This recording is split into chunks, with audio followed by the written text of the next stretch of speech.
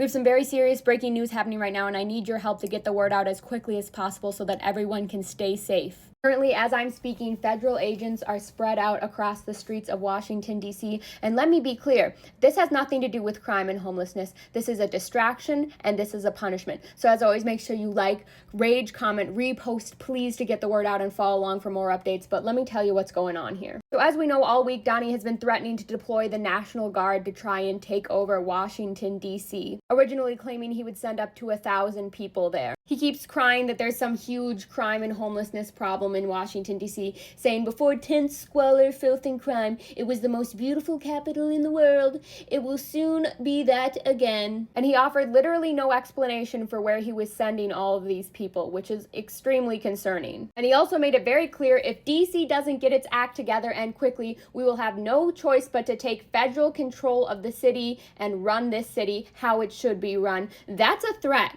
Do you hear what he's saying there? Do you know what he's trying to do? Yeah, he's using this as an excuse. But if you look at the actual facts, which he hopes that no one ever does, Washington, D.C. has had a declining crime rate over the years, and violent crime even hit an all-time 30-year low in 2024. And whilst he promised thousands, so far they've only counted 120 agents sweeping the streets right now. But this is just the start. And let me be clear, obviously, there isn't some sort of massive, uncontrollable crime problem happening in Washington, D.C. This is both a distraction from the FILES situation, which he still refuses to address, and a punishment because Washington doesn't want him there. They are notoriously known as a blue city. And they have given Donnie and his admin a very hard time since they've moved to the city. I've heard a lot of stories from my friends about how they're not welcome a lot of places after work. And I could feel it when I was there again for the first time in years this spring. It felt like a different city and it felt very dystopian. This is his excuse and his cover to punish them, and it could be only the start of a broader thing that catches on. I don't know, but get the word out to stay safe,